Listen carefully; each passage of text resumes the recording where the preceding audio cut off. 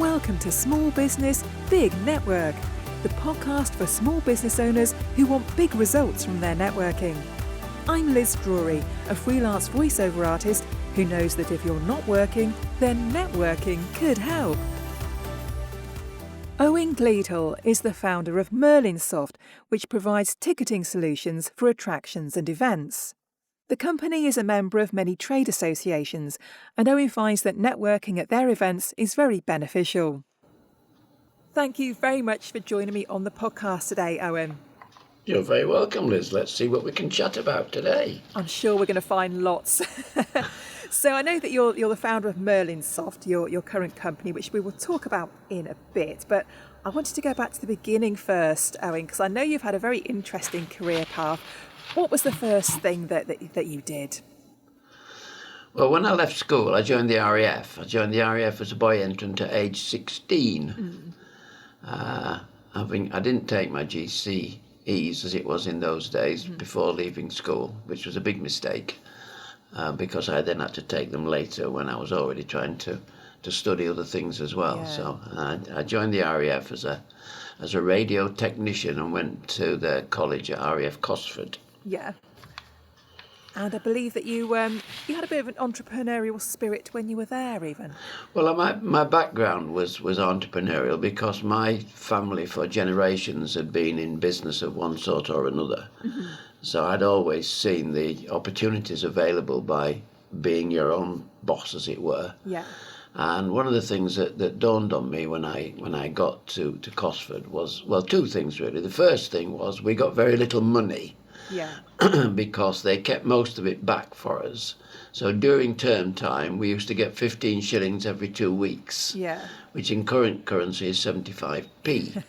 Now, obviously, you could buy a lot more in 1961 than you can now for 15 shillings, 75p. But even so, bearing in mind you had to buy everything you needed, which included your cleaning materials, any food that you wanted outside of the normal meal times, and any entertainment that you wanted to do, which left very little for anything else. And within that group of people, there were a significant number who were addicted to smoking, and they needed to buy cigarettes. Yeah. And even at the time when cigarettes were only a shilling for 20, you could only buy 15 packets of cigarettes. Yeah.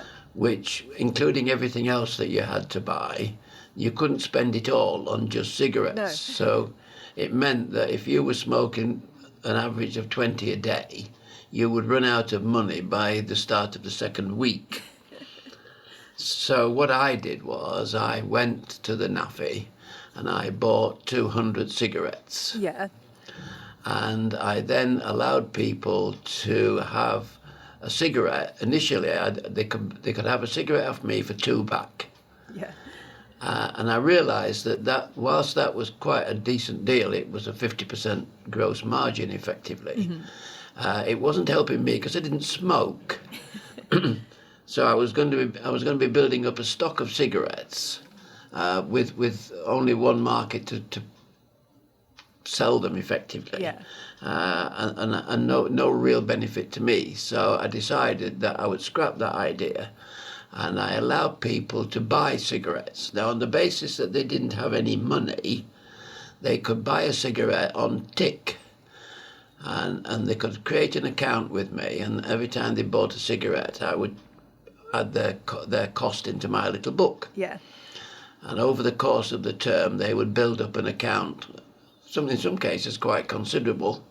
And then at the end of the term, when we turned up to get our holiday pay, as it were, the RAF kindly gave me a chair and table at the back of the hall where I could collect the money from my debtors on the way out.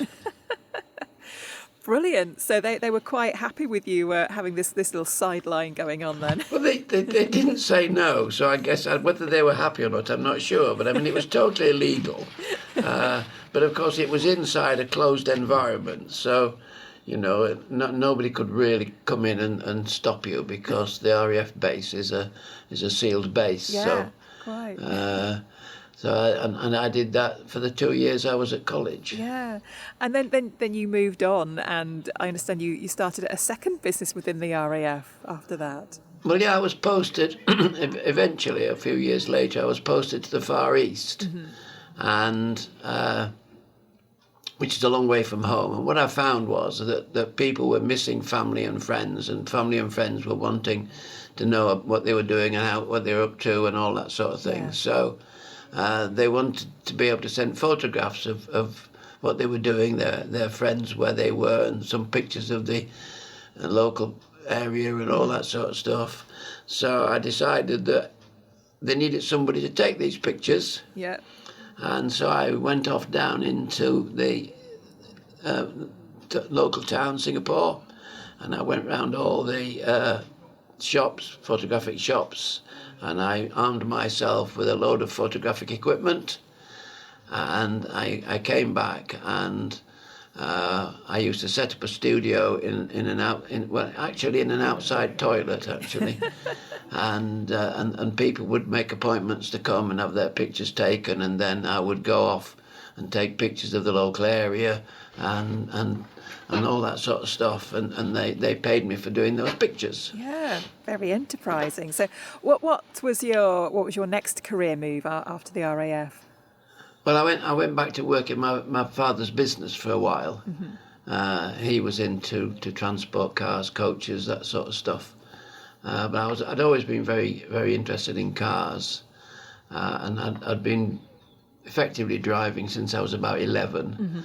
So I decided I wanted to do something with cars. So between me and a couple of his mechanics, we'd done some work on creating effectively a racing car between us. Yeah. And so we decided to use that knowledge and expertise for anybody else that wanted to join the amateur racing circuit. So I started a business there called Cartoon. Yes. And that was helping people to modify their car to have more fun at weekends than it actually gave them.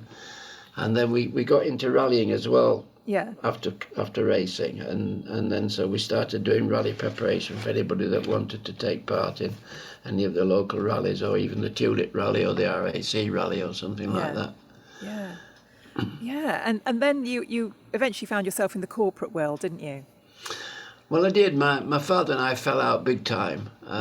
He was too like me. We were constantly arguing and sort of fighting among ourselves, really. So I decided to leave him, and I went back to the trade I knew, and I started to work first of all for Airwork Services, working for the RAF as opposed to in the RAF. Yeah. And I did that for a while, effectively just to get a job, and then it was quite obvious that we were being exploited by that company. So the only way to really make real money was to get into the genuine corporate world, where you could be paid for your contribution as opposed to just being a member of staff on a fixed salary. So I then went off to develop other systems for other people. Yeah. And I was involved in developing the first phototypesetting systems that were produced to replace the old hot metal typesetting systems. Yeah. Which took me to America. Yeah. And I worked for an American company for quite a number of years developing those systems. Yeah. And so what eventually made you decide that you would rather work for yourself than have an employer? But it was quite interesting, actually, because when I came out of the printing industry, I went into the retail industry. And one of the things that we'd been doing as part of our printing was using laser beams to etch bromides to create characters for printing. And I was approached by an organisation who were looking to enhance retailing by using laser scanners at the point of sale to scan barcodes. Oh, yes, yeah. So they came to me and they headhunted me and said, would I be... Well, one of their senior directors was an ex-colleague of mine, so he effectively sought me out, really. So headhunting was perhaps a bit a bit highfalutin. I was picked out by John, and he came to talk to me and said, would you join us, because we want to do this technology and we know you've got a lot of experience in it.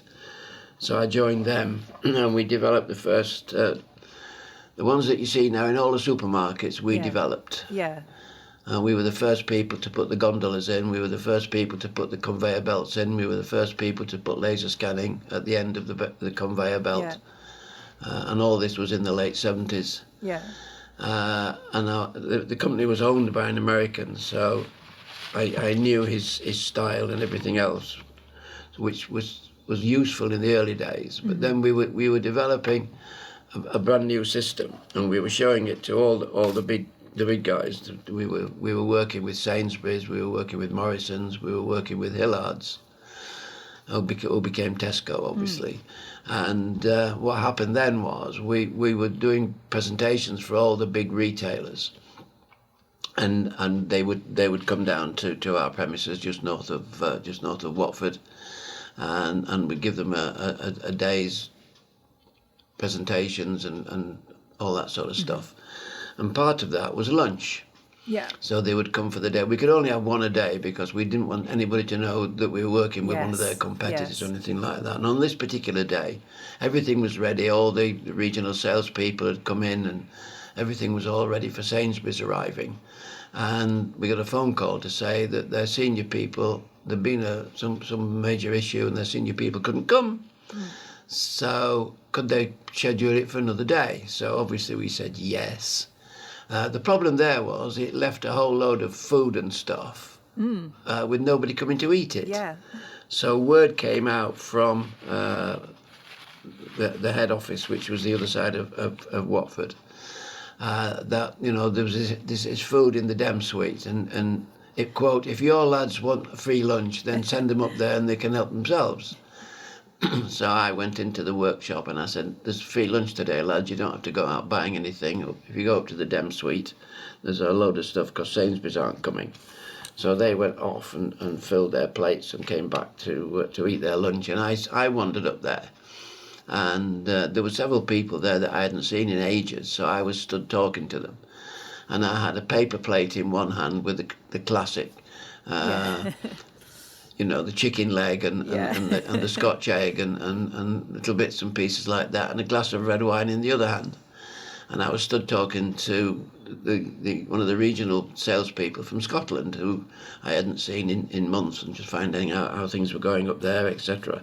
And the MD came in, and he saw me, and he came over to me and he said, "What the beep are you doing in here?" So I said, Maureen rang to say that this food was going to waste, and, we could come and help ourselves. So he said, this food is for people that do the work around here, the salespeople, the people that generate revenue, not you technical bees. And with that, he knocked the plate out of my hand. So I turned to him and I said, can't I have any food then, Barney? He said, no. So I said, in that case, I don't want the wine either. Then I threw him a glass of red wine all over him. I don't blame you. So that was my resignation letter. Yes. So at that point, Liz, I definitely decided I'd become unemployable. I just couldn't work for idiots any longer. No. So it was time to go off and do my own thing. So that's what I did, basically. Yeah. And so what did you do on your own, and how quickly did you manage to get that set up? Well, the easiest thing to do when you're on your own is and you've got talents and expertise, is to sell it to somebody else. So I'd done an awful lot of work in on the technology sector. So I actually went as what I called a resultant. So I wasn't a consultant, I was a resultant, and I would come in and I'd help people to implement technology. And if it didn't work and it didn't give them the benefits that I'd promised them, then they didn't have to pay me. So I was doing that, and then I was approached by one or two of the major banks, because at that time people were moving quite heavily into computing, and the IBM PC was coming out. So there were computers for use in business, and businesses didn't have a clue what to do with them or how to implement them or anything else. So I was working for the banks. So if for example, you had a business and you wanted a bank loan to buy a computer, then they would send me in to assess that A, it was the right computer, B, it was necessary, and C, it was worth the money that you were claiming. Yeah. So I did that for a while, working for 2 or 3 of the major banks. But then what I realised then was that when you're working for yourself, you can only work 24 hours a day, 7 days a week. And that means you've got a finite amount of income. Your income is limited to what you personally can earn. Yeah. And I decided that what I needed to be able to do was to add value to that. I wanted to be able to sell something that didn't need my 100% attention. Yeah. So I decided to develop my own retail management system based upon my background and knowledge of working with the big boys, and working with a guy I knew from America, and some software that he'd been developing. That's what I went off and did. Yeah, so this is when you get into software, and I guess this is how you've kind of ended up doing what you're doing now. So tell me something about Merlinsoft and how it came about. Well, we started doing retail management systems to start with, and it was quite interesting actually, because the product that we were selling, or I was selling, was a product called Retail Manager. So effectively, it would manage a retail business. Yeah. And I was part of a small group of people who were in the software development business. At the time, we formed a little association called the Business Accounting and Software Developers Association. And the idea was to try and get protection for our copyright and intellectual property, which weren't at that time contained within the Patents and Copyrights Act. So we were trying to create a methodology or a protection, if you like, for our own IP and our own copyright. And we formed this organisation, and we were meeting down in London at the Institute of Directors to decide on our strategy and everything else. Yeah. And it was at lunch actually that we were sat chatting to each other, having formulated a plan and developed a constitution and all the rest of it. And I was sat next to a guy, and this guy said to me, he said, what is it you do? He said, retail, is it? So I said, yeah. He said, and what's your product? So I said, Retail Manager. He said, oh, that's interesting. He said, does it manage retail then? So I said, yes. So he said, what about wholesale? Does it manage wholesale? I said, well, wholesale is retail without the VAT. I said, it's the same process, basically. He said, why isn't it called Wholesale Manager then? So I thought, who is this guy? So I said, okay. So I said, I take your point. He said, you might think about a more generic name that doesn't tie you into one path or the other.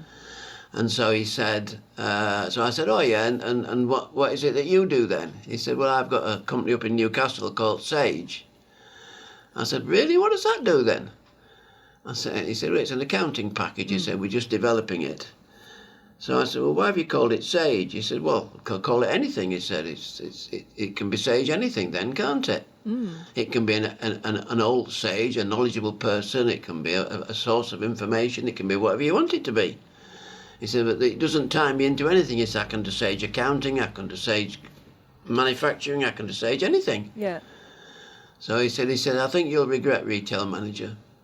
So a few years later, when Windows came out really strongly and we all had to go onto the Windows platform or die, basically, I decided that we needed a new name for the product and the company.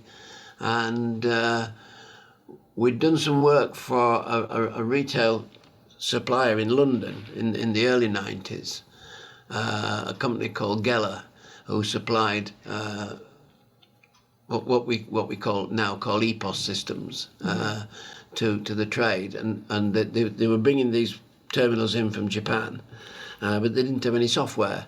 So we wrote some software for them. Well, we modified our software to run on their terminal, and they then sold the whole terminal as the Merlin system.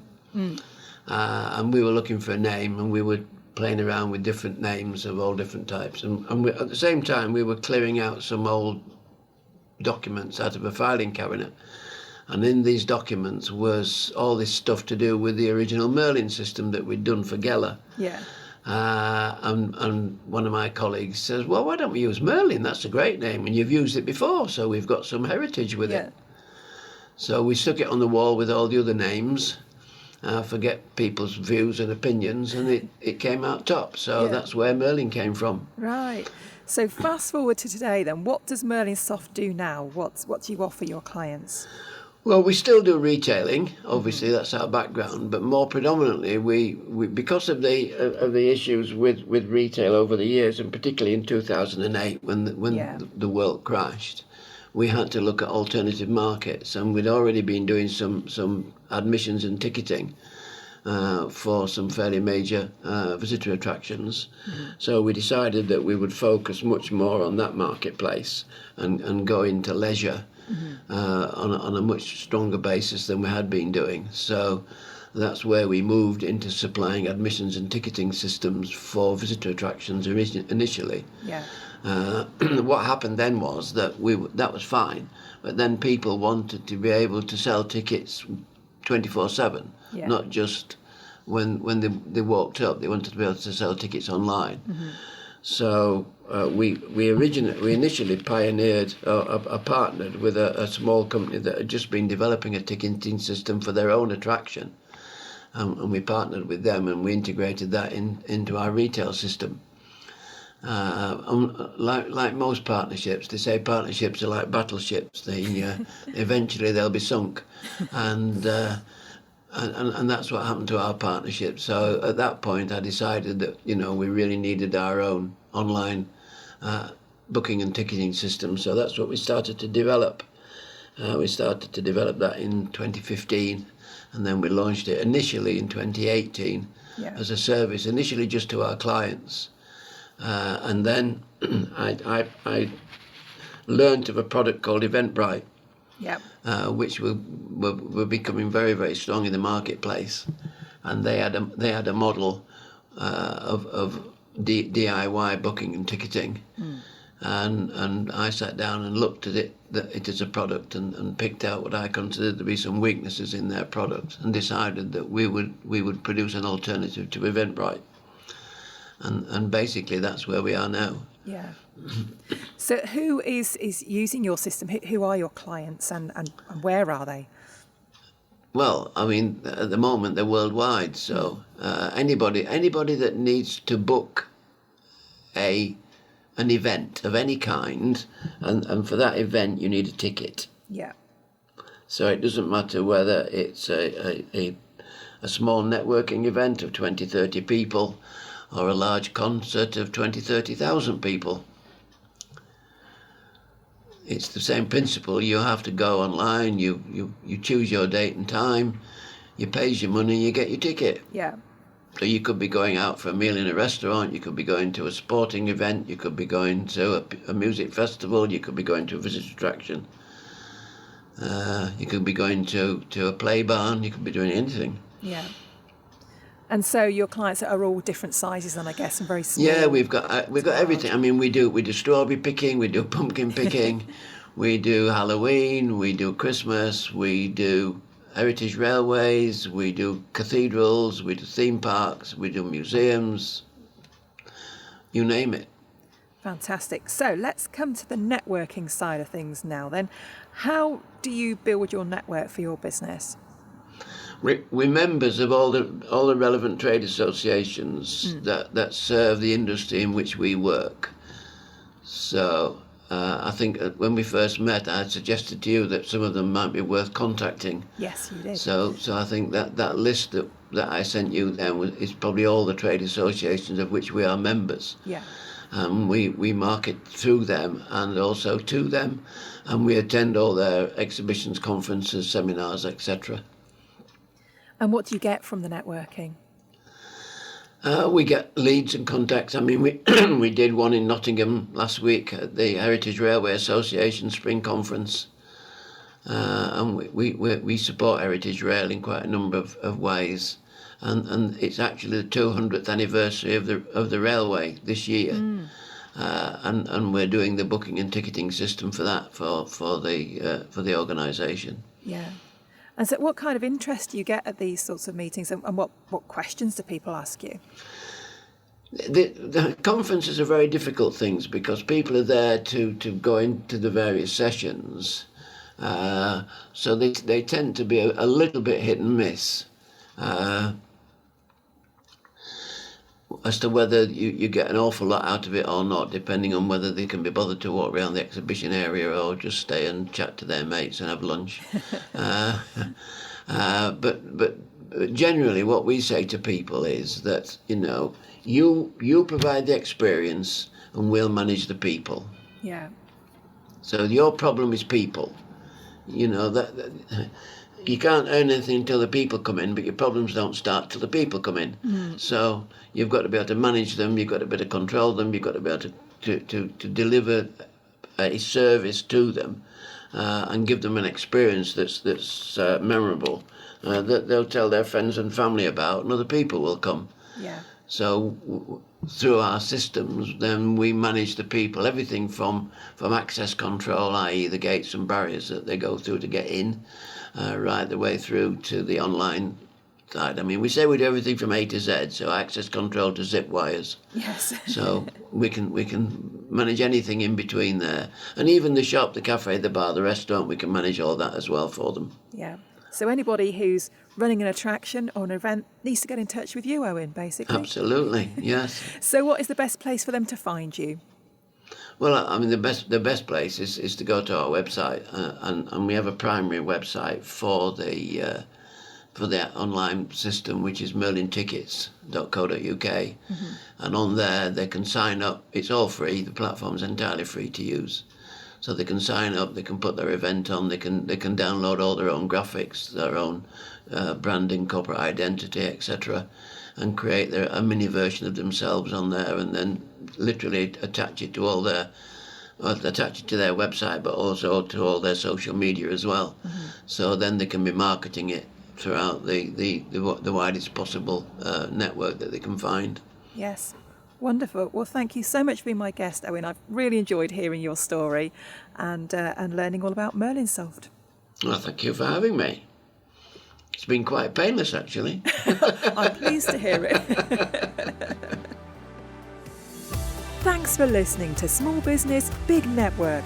If you found this podcast useful, please do rate, review and subscribe. And don't forget to share it with the rest of your network too.